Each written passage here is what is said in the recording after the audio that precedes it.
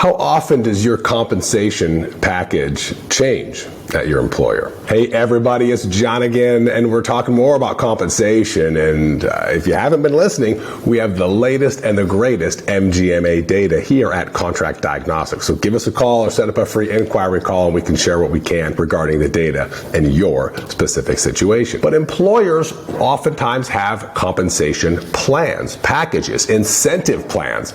Maybe you're just under a straight salary and that's it, but it's still set based on certain metric. It's set for everybody maybe, or maybe individually negotiated. Every employer is different. Most employers tend to revisit their compensation structures for a particular maybe physician on an individual basis, or a department in general, if that's how they have it, either whenever the contract of that individual physician is up or on a routine basis. We talk to hospitals and facilities across the country all the time, and they routinely look at their physician compensation structures every 1, 2, or 3 years. So what happens if your employer comes to you and says, we're evaluating your compensation structure? Should you get proactive? Should you participate in those conversations? Should you wait for them to anchor a price and then counter?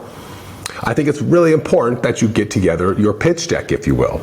Figure out what you do great. Figure out how your production is. Are they pleased with it? Talk about it compared to your peers. Pull all of your Google reviews or your quality metrics or whatever rankings you have. Know if you've been, if you've been in trouble in the past based on not getting your records in. Make sure you take those things into account. But I love when physicians are proactive with what they are good at and the things that they are working on as well. I think you go into these meetings seeking advice from them. How do you think I'm doing? What could I do to get better? Are you happy with my level of production and my engagement? I think you can have suggestions for how they could improve the clinic or improve marketing or improve patient flow through the clinic or the operating room or whatever it is your craft might entail. But I think having a proactive approach in these discussions is super important. And also to figure out how the employer is going to evaluate it. Are they looking at MGMA data? Do they use ECG, Sullivan-Cotter, AMGA? Do they use a blend? Do they use a separate third-party evaluation company? And if so, are they going to show that data to you? Now, unfortunately, what happens is employers, they go through and they look at their compensation structures for a physician, and they may come back to you, and they may say, this is what we can do. So is it negotiable or not? Again, I want you to have all of those things you can share with them on why you should have more or why it should be changed. You should be empowered with data so you know that if they're using a certain data set, you know that it matches yours. But just because somebody says I use a data set and a median, we don't know which one, okay? So we need to spend a lot of time clarifying with them if they are using MGMA or a blend of what? Is it a national data set? Are they regional specific? Is it a minor geographic area? Is it state level data?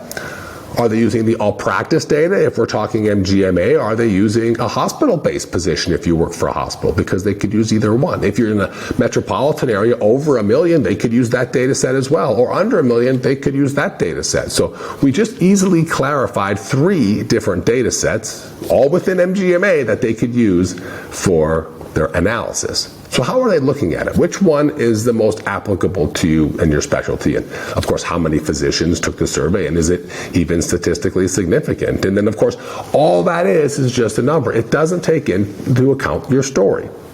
It doesn't talk about how much call you're taking. It doesn't talk about how you're doing extra work with reduced staff. It doesn't talk about nurse practitioner or PA supervision or overlays. It doesn't talk about the committee meetings that you're participating in, or the fact that you were the first one there and started the program, or the fact that everyone took off and you were the one that stayed there and worked long hours to ensure the success of the program as they went to hire more physicians. So the story matters, and we want you guys to have the story in place when they come and propose a compensation structure to you. But I do think it's good for you to be involved in the situation and the calculation. Now, sometimes it's even common for a physician to sign a contract while they're in training and they're starting. So right now it's June of 2024. We're looking at contracts starting in 2025 already. So if a compensation plan changes between your sign date and your start date, what happens? If you sign in August or September for starting in July or August of the next year, and you're signing a contract for say $300,000 and they RVU rate of $56 per each over a threshold, and they modify their structure for everybody to have a salary of $325 and an RVU structure of $57 over a threshold, or they take it away, but your contract says one thing, how will they handle it? And we don't know, of course, that's individual to every employer. You have a contract saying you're at these rates, so they would honor that. But if it changes, would they change it for you? Will they offer an amendment prior to you even starting? And if so, do you have to sign it or not? Is there an out clause for you before you start working if they change the compensation to something that you don't agree with, or maybe is even to the lower end? Now, we've done a lot of contract reviews here, and we've never seen a physician sign a contract and then have an employer call them prior to starting and say, oh, by the way, your salary is going down, your RVU structure is decreasing, your percent of collections is going the wrong way. So I don't anticipate that happening. I think that's a really good way for an employer to tick off a physician employee before they even start working. It's not something that couldn't happen. So does the contract begin when you sign it? Is the contract live only when you start? Important things to know when you're signing your employment agreement. Do you have a no-cause termination of 60, 90, or 120 days? The most common ones. If so, when can you invoke it? Is it right away, or is it not for 3 years? We are seeing more and more no-cause terminations be delayed for the initial term of the contract, the initial term often 2 or 3 years. So you can't quit, most likely, for 2 or 3 years. So a lot can happen as an employer modifies and changes their compensation plan. Maybe it's negotiable, maybe you have to accept it. Maybe it's the same for everybody, and maybe they're open to discussions and negotiations for you or for the group in general. And if so, is there anything for you to participate if you've signed a contract and haven't even started yet? So I say all of this because it just shows that every story matters. And your story is unique and different than the colleagues down the road, or in a different state, or in a similar specialty at a similar size hospital with a little bit different staffing needs. So at the end of the day, employers are going to change compensation plans. They may seek your input, they may not. It probably depends on your facility and the account and how long you've been there and how much they value your opinion. And of course, how important to you. If you're the only surgeon, they may seek your opinion more than if you're 1 in 12. They may bring the whole group in. Maybe there's someone who speaks for the group.